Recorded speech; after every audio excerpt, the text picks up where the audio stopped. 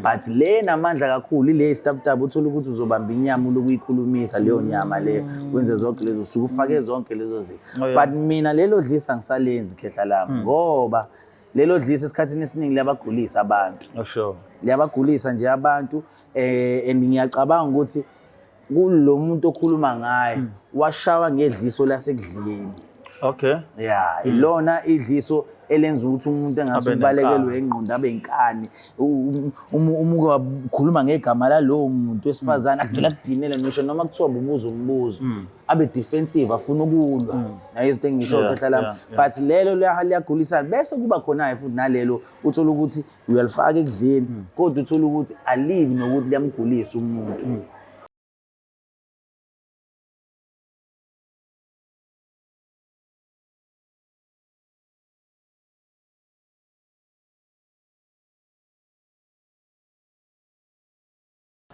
Indaba kashana kamenzi yaphuza umlaza ngameva nenabendlondle nophaphe ekhanda ehlana sezantsi ke ifundazweni zonke ekhona eNingizimu Afrika sibingelele lena iBlack Life TV igama lohlelo ke izimpande zama-Afrika igama lami King Sichaka Mwakaluqa lezi insuku ke ngehla ngenyuka ngizama ukuncela ulwazi ngizama ukuthola ngoba kwesisa isikhathi iseyikhathi uye uhambe usakaze inhlelo uzama nawe ukuthi ubuze abantu imibuzo kodwa ubona khona la uleka khona ufuna ukuthola khona ulwazi nami ke sengifike esigabeni la ngithi khona cha angilizingela lo lwazi ngithola ukuthi ngiyalithola na kodwa ke namhlanje siphinde sabuya futhi sokhuluma nenyanga yethu ke ubaba uMapholoba odumele mfana kaGogo uyaziwa ke ngomfakazi obuningi obuvezwa abantu ngemisebenzi yakhe emihle abayincomayo ke nokho asibingelele khehla la hayi thokoza khehla lami ngiyajabula futhi ukuthi siphinde sakhuluma mfowethu kuyintokozo njalo nje lo sihlangana ngoba njalo indoda ekhulumelayo ekwazi ukubeka izinto njengoba zinjalo basha abantu ekhaya ukuthi hey avebeka lo muntu ibe clear sijabulela lokho ke nathi ukuthi silethe umuntu owusizo yeah mfowethu hayi kunjalo nje impela mfowethu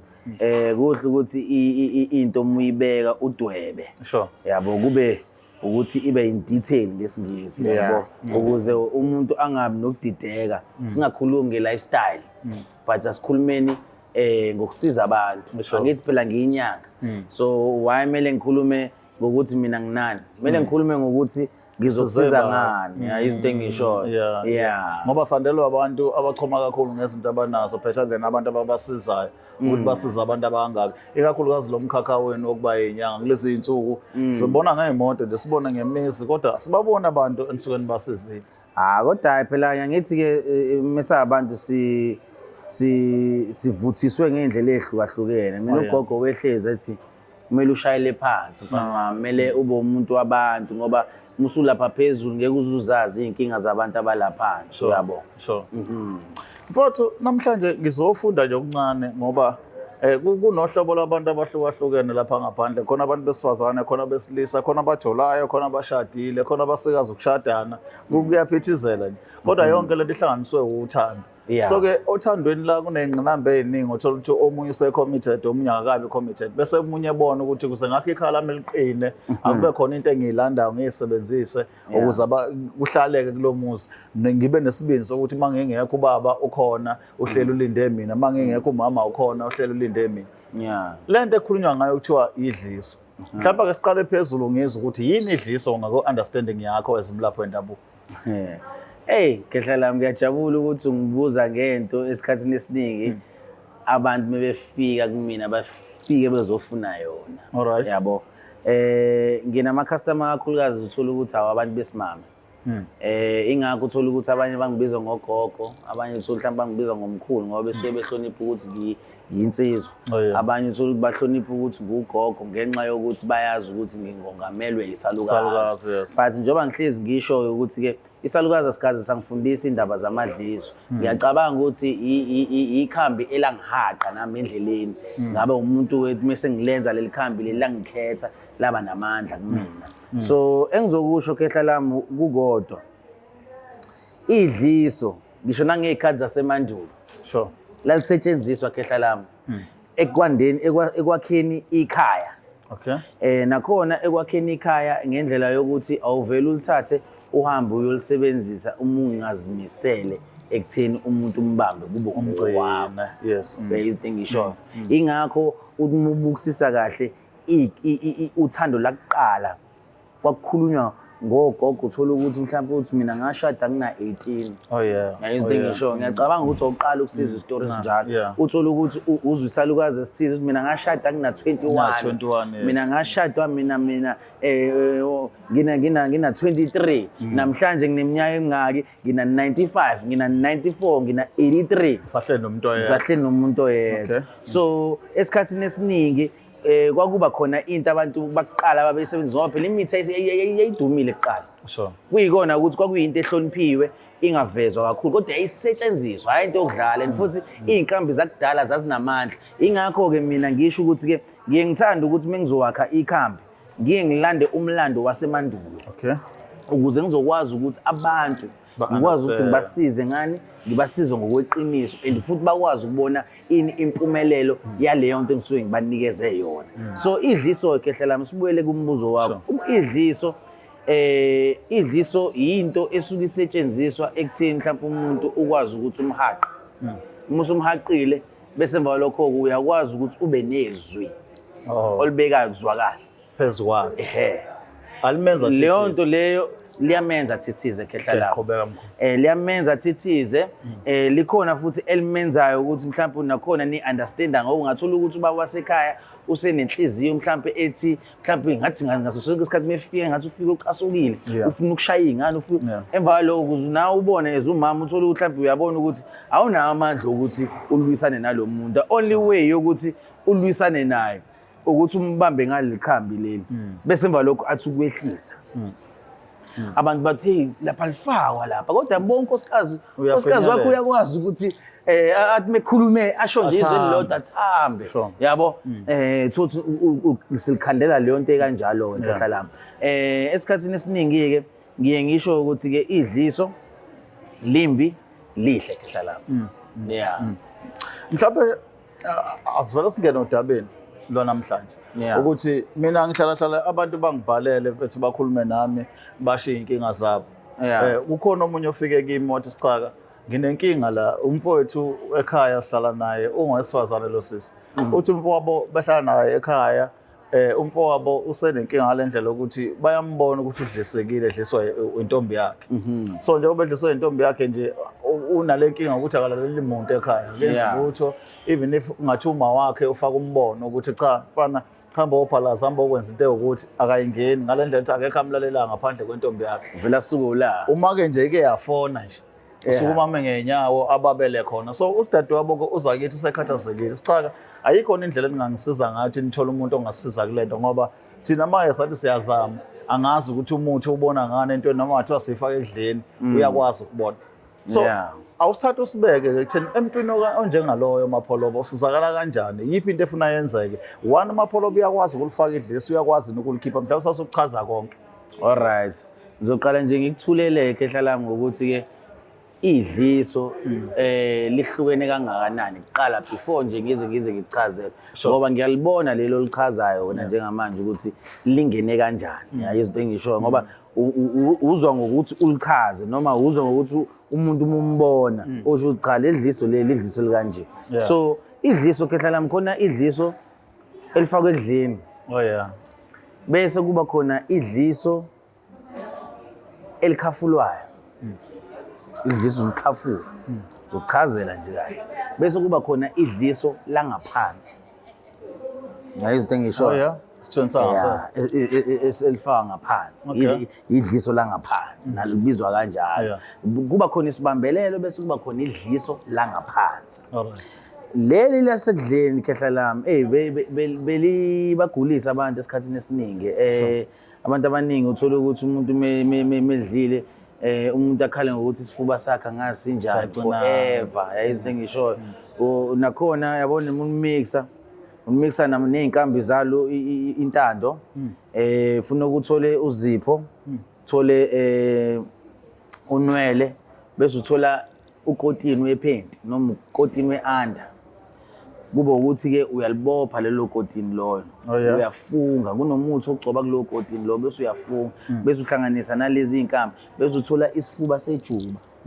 Isifuba sejuba ngiyazi ukuthi esikhathini esiningi siyinyanga siyithanga ngendlela ehlukahlukene lezi zinto lezi futhi nakhona isebenza ngendlela ehlukahlukene but lana sikhuluma ngento edeep into nakhona umuntu uyabuka umuntu uvuka ekuseni awashe ipaint yabo. So uma usuyihlanganisile yonke leyo nto leyo bese emva lokho uthola uplastic uyawushisa. Angini nakhona wenzela ukuthi ubone uplastic umundiza ukuthi uma uhlala entweni ufike unamathele. Yeah, sesenzele ukuthi manje kuko konke uzobukwenza kunamathele kungasuki. Ingakho ukuthola ukuthi umuntu ngisho noma kuthiwa nizama kangakanani ukuthi nimise nimgqumisa nimphalazisa angafuni ngoba unamathele lo bese uyawushisela lo plastic ushisela nani ushisela nomuthi othize osuke ugcobe ngaphakathi bese emva lokho uyayihlanganisa kube yimvithi. Ukuhlanganisa kube imvithi kube istabtabo ozokwazi ukuthi usigcobe enyameni ethize noma ekudleni okuthize. Okunye ukuthola ukuthi abanye uthola ukuthi abayenzi ibe istabtabo iba yimvithi. Uthola ukuthi iyavuvuzelwa kanje ekudleni yabo. But le namandla kakhulu ile istabtabo uthola ukuthi uzobamba inyama lokuyikhulumisa leyo nyama leyo wenze zonke lezo suku ufake zonke lezo zinto. But mina lelo dlisa ngisalenzi khehla lami ngoba lelo dlisa esikhathini esiningi liyabagulisa abantu. Sure. Liyabagulisa nje abantu and ngiyacabanga ukuthi kulo muntu okhuluma ngaye washawa ngedliso lasekudleni. Okay. Yeah, ilona idliso elenza ukuthi umuntu engathi ubalekelwe engqondo abe inkani. Umuke wakhuluma ngegama lalowo muntu wesifazana akuvela kudinele ngisho noma kuthiwa ububuza umbuzo abe defensive afuna ukulwa. Nayo izinto engisho phela la but lelo liyagulisana bese kuba khona futhi nalelo uthola ukuthi uyalifaka ekudleni kodwa uthola ukuthi alivi nokuthi liyamgulisa umuntu. Bese emva lokho kuba khona ke elephupho khehla lami linjengani linjengesikhafula. Mina ngendlela engilenza ngayo ngoba phela ngifuna ukuchaza ngabanye abantu ngoba ngazi balikhanda kanjani elabo ikhambi. So mina ngokwami ngiyalithatha ngilibeke la tshela icustomer ukuthi ulibeka la upheke inkukhu. Uma upheke inkukhu kumele uthole indawo emnandi enkukhwini. Indawo emnandi enkukhwini yipi? Itayi. Ngisho noma ungaya kiphi iphathi yenkukhu indawo emnandi ethambile futhi itayi. Okay. So musu usuphekile lelo thanga ngalithatha ubeke nje ilentuzana iportion yakho lapha yelentuzana yenkukhu bese emva lokho kuba nqune ebusuku. Uma ubanqune ebusuku gade futhi nakhona kuba u12 o'clock eqi noma kuba u3. Oh yeah. Bese emva lokho kubeka ubeka lo muthi la esandleni. Okay. Uma ubeka lo muthi esandleni uyakhuluma. Usho yonke into ofuna ukuthi yenzeke. Wena sibanibani ngifuna kube nje. Angithi lapho usuke uyivulile inyawo. Angithi uyazi ukuthi esikhathini esiningi omama laba abandayisayo izinto uthola ukuthi umama ufaka wenzela ukudla la ngaphakathi. So mhlawumbe kukhona umuthi othiza awusebenzisayo okuthiwa yini woza. So mhlawumbe ukudla konke kwenzela la uthola ukuthi abanye baze badlulelele ekutheni mhlawumbe baze bayithinte la bathinte nokudla bathinte. So kuwumuthi othize loyo osuke uthi udlisa ama customer. So nami edliseni lephupho uyabeka la ilentuzana la inyama yakho lo suku uyibekile phezulu kweplate uyisondeze kanje bese ubeka isikhafulo sakho lesi sedliso lephupho bese emva lokho uyakhuluma usho yonke into ofuna ukuthi yenzeke kulowo muntu wakho. Okay. Usho uwenze sure ukuthi awushiyi lutho. Musuqedile bese uyaphephetha. Njengoba uphephetha uphephethela kuphi? Uphephethela phezulu kwalenyama le. Minge lento yahlala phezulu kwalenyama bese uyayithatha uyayiluma kanye. Uyihlafuna uyigwinye bese uyahamba uyolala. Uzobe uyabona kuyodlula izinsuku ezintathu kodwa mina ngithi mina umuthi wami ngunikeza 1 week. Uyothi musu usubona lapho. Umuntu usuyaqala manje mhlawumbe sekhuluma indaba zamalobola. Siyaqala manje ubuza ingane angayizali i-school fees ukuthi manje school fees sikabule manje nekhazi ubaba wakho usasikhokhela mina ngicabanga ukusukuma phela manje ngize futhi nasekhaya mhlawumbe ngizobona umama ngithenga igrosa yabo uyobona ngezimpawu ezincane kangakho yabo bese ke emva lapho na mhlawumbe bese uyazama ukuthi ukhulume nalowo muntu usho ukuthi ke ngicela ukuthi ungenze lokuthi angithi phela usuyayitesta lento usuyabona nakhona usuyaqala manje uyatatazela usenze njani unginikeza imali yokuthi usuyazi ukuthi usungenile ke lapho. So ilona dliso ke lelo khehla lami ke engasho ukuthi li safe engal replace nedliso lasekudleni ngoba ngabona abantu beza nama-testimony mina ngabona nje abantu belike beza ngama-testimony bethi mkhulu mina usenze u-A no B usenze u-A no B no C no C so ngiye ngithande-ke futhi nakhona uthola ukuthi umuntu mengineza ama-testimony ngiwathathe ngiwaposte kuma-social media ngoba angifuni ukuthi ngigcine ngokukutshela kanje ukuthi mina nginama-testimony. So abantu ababukayo lapha bengingasho ukuthi abahambe baye kuma-social media ami bahambe bayolunguza babone ukuthi yini engeke ngayenza ukuze noma umuntu ethi uyangi-WhatsApp abe nethembo lokuthi uzokwazi ukuthi asizakale. So into engifuna ukuthi ayenze umuntu before azathenga amakhambi ami abe umuntu othi mkhulu ngithole i-WhatsApp yakho naku ku-Black Life ngisacela abantu uqala ungitshengisa ama-testimony owake wawenza noma mhlawumbe ama-testimony abantu abawathola yabo from kwimithi yakho bese emva lapho-ke kuyimani nami ngizokwazi ukuthi ngithenge iy'nkambi zakho bese emva lapho-ke ngiyamnika abone agculiseke bese siyaqala-ke ekutheni sisizane. Lona kodwa mkhulu-ke lo esikhuluma ngaye umfowethu lo ikhona indlela yokuthi asizakale ngoba phela nangu udadewabo uyakhala la uthi ufuna umfowabo esizakele ikhona indlela umkhulu athi angamsiza ngayo na? Abantu bomndeni esikhathini esiningi abantu abangamsiza ngoba phela ngithi umuntu uyakwazi ukuthi acelwe edlozini umuntu uyakwazi ukuthi naye akhafule umndeni so mina bengingathi umndeni awuqala umkhafula akwazi ukuthi abuye emndenini akwazi ukuthi naye azinze angabe umuntu oba nolaka mecabanga ngalo muntu lo bese emva lokho mase seqedile athathwe lo muntu loyo mase sekhandwe ngaleyo ndlela leyo kushiyo ukuthi futhi nakhona ngingashiyo ukuthi uyokhipha idliso mhlawumbe kushiyo ukuthi akahambe ukuyolungiswa izinto zakhe bese ngemva lokho uthola ukuthi vele nami sengitsheliwe lapho uthola ukuthi mkhulu nomuntu udlisiwe kanje sengitsheliwe mefika lo muntu sengiyazi mina ukuthi mase kukhulunywa indaba zokuthi akulungiswe impilo yakhe njengoba kuthiwa ilungiswe sesiyazi ukuthi sikuthiwa akulungiswe lento le eyenzakalayo kuyena bese emva lapho-ke ngiyaqala ngimfakela izinto zokuthi aphalaze izinto zokuthi-ke axoshe zonke lezi zinto lezi ezingaphakathi kuyena phela esikhathini esiningi kunomuthi engikwazi ukuthi ngiwufake ngaphakathi uphalaze nakhona mengibona ukuthi ngathi kuqala ukuthi uqine kakhulu mhlawumbe nakhona sikuneze nento yokuchatha ngaphakathi yabo silibambe ngaphezulu nangaphansi. So ngamafuphi mkhulu uthi lapha kamapholo bedliso niyalenza futhi idliso niyakwazi ukulekelela ekutheni likhishwe. So kukabili siyalikhipha siyalifaka. Mina ngeke ngize ngiqamba manga nginawo amahloni ngiyalifaka nje kakhulukazi futhi ngiyalifaka nje kwabantu besilisa. Ngoba abantu besilisa banalento leyo ukuthi uthola ukuthi umuntu uzoshela intombi afika ayikhuleliswe ayishiye kanjalo.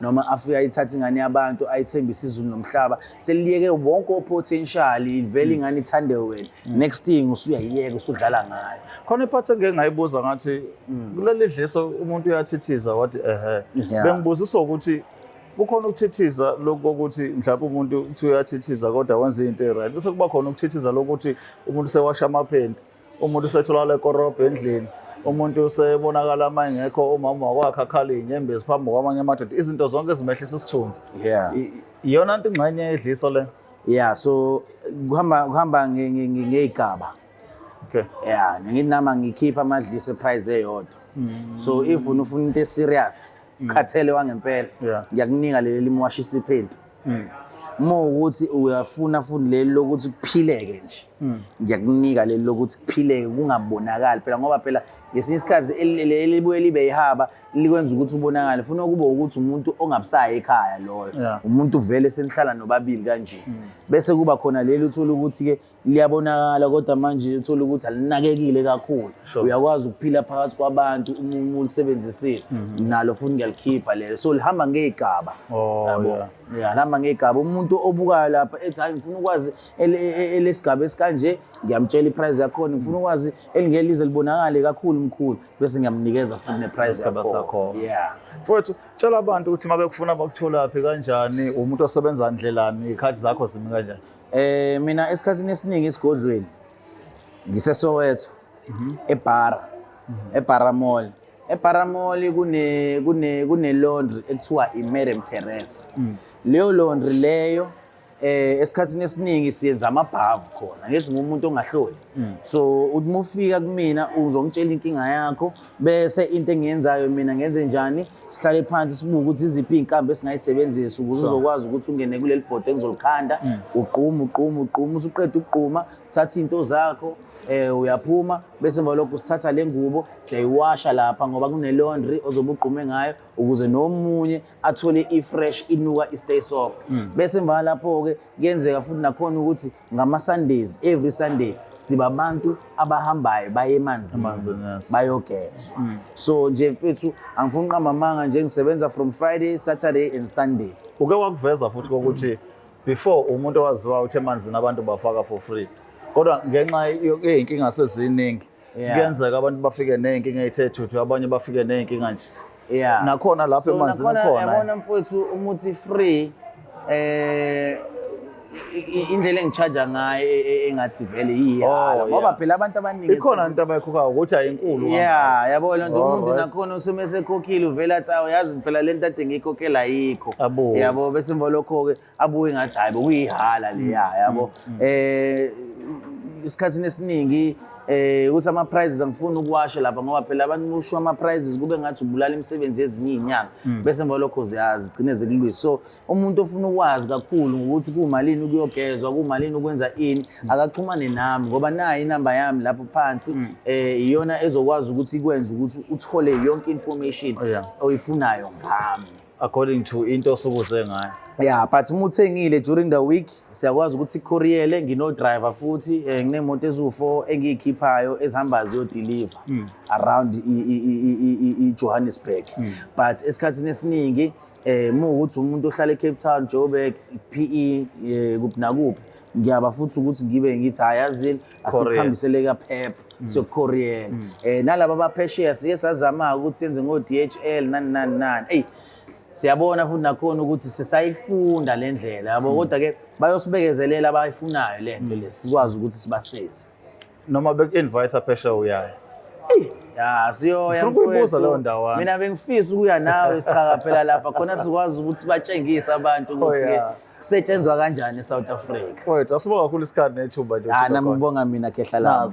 Nazo. Babukele Black Live TV impande zama-Afrika igama lohlelo ke uyazi ke mase idingida zonke ke ayipheli kodwa kubalekile ukuthi wona mawufuna ulwazi oluthe xaxa shala leyo number ukhulume naye umkhulunizi ukuthi nisizana kuphi. Igama lami ke ngicaka ngaloqo namhlanje asiphinde sibonane kokuzana sale kahle. Is the Black Live TV